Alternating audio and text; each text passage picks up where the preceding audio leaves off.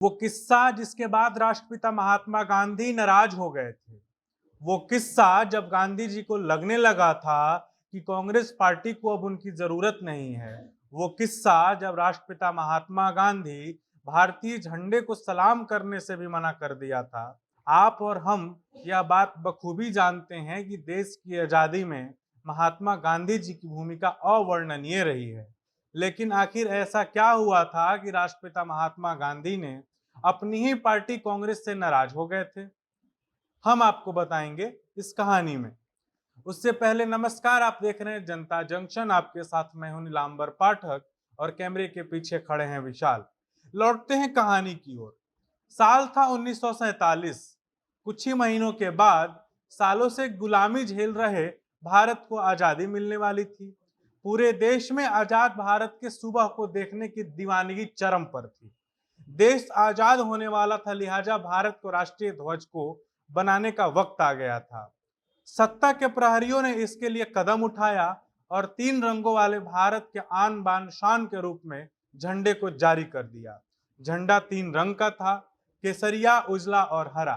केसरिया रंग को शौर्य और सम्मान का प्रतीक के तौर पर, तो वहीं उजले रंग को शांति और सद्भावना के तौर पर, तो हरे रंग को हरियाली का प्रतीक मानकर उजले रंग के पट्टे पर चरखे को लगा दिया गया।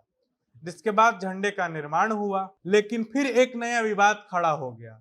देश के कई नेताओं का कहना था कि झंडे पर चरखा का क्या काम, झंडे पर चरखा नहीं लगाना चाहिए। इसमें न केवल गैर कांग्रेसी नेता थे, बल्कि इसमें कई कांग्रेस के बड़े नेताओं का भी योगदान था। विवाद को खड़ा होता देख तत्कालीन सरकार ने चरखे को हटाकर अशोक चक्र को लगा दिया। यह फैसला राष्ट्रपिता महात्मा गांधी को अच्छा नहीं लगा। उन्होंने अपनी नाराजगी जाहिर कर दी और उनका कहना था कि चरखा देश की आजादी का प्रतीक है, इसे झंडे पर जगह मिलनी ही चाहिए। लेकिन गांधी जी के इस दलील को कई नेताओं ने खारिज कर दिया। कईयों ने तो यहां तक कह दिया कि गांधी जी के खिलौने का झंडे पर क्या काम। कहा तो यह भी जाता है कि झंडे पर चरखे को न लगाए जाने के कारण गांधी जी इतने नाराज हो गए थे कि उन्होंने तिरंगे को सलामी तक नहीं दिया था। बहरहाल, काफी मान मनोबल के बाद अशोक चक्र के साथ 3 रंगों वाले तिरंगे को आज के दिन ही यानी 22 जुलाई 1947 को राष्ट्रीय ध्वज के रूप में अपना लिया गया।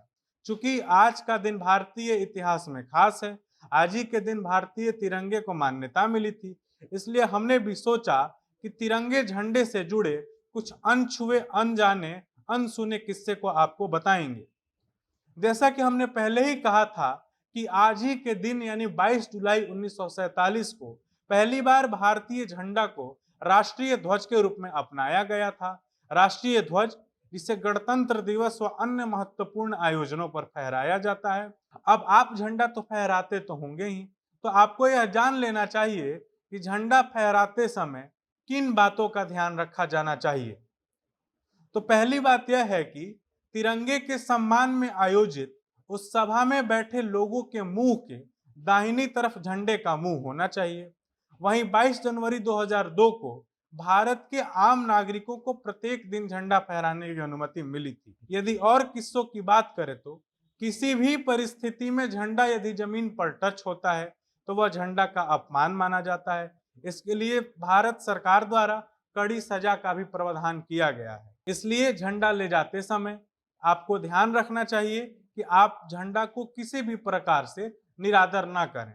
भारतीय झंडे को आप किसी भी सजावट या इन यूनिफॉर्म के रूप में प्रयोग नहीं कर सकते, यह भी गैर कानूनी है। भारतीय झंडे को किसी भी गाड़ी के पीछे नहीं लगा सकते, चाहे वो हवाई जहाज हो या बोट हो या किसी भी प्रकार की गाड़ी हो। गाड़ी के पिछले हिस्से में हम झंडे को नहीं लगा सकते। आपको बता दें कि देश के तिरंगे की रक्षा के लिए संविधान में फ्लैग ऑफ इंडिया नाम के एक कानून का जिक्र किया गया है। फ्लैग ऑफ इंडिया नाम के इस कानून का मकसद है कि देश के झंडे की रक्षा के लिए तमाम प्रावधानों को बताया जाए। वहीं भारतीय झंडे पर आप कुछ लिख नहीं सकते, किसी भी प्रकार के चित्र नहीं बता सकते। यदि आप ऐसा करते हैं तो आपकी मुश्किलें बढ़ सकती हैं और आप जेल भी जा सकते हैं।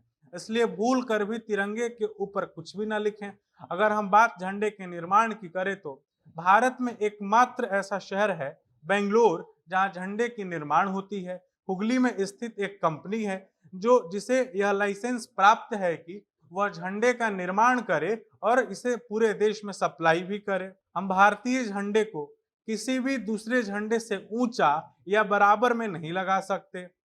कोई भी आम नागरिक झंडे को अपने घर या ऑफिस में पूरे साल तक लगा सकता है। आपको बता दें कि भारतीय नागरिकों को यह अधिकार 22 दिसंबर 2002 के बाद मिली थी। अब आप बताइए कि कैसी लगी आपको यह हमारी रिपोर्ट, कमेंट बॉक्स में जरूर बताएं। यदि आप इस वीडियो को फेसबुक पर देख रहे हैं तो पेज को फॉलो कर लें, और यदि इस वीडियो को यूट्यूब पर देख रहे हैं तो चैनल को सब्सक्राइब और वीडियो को लाइक कर दें। बहुत बहुत धन्यवाद।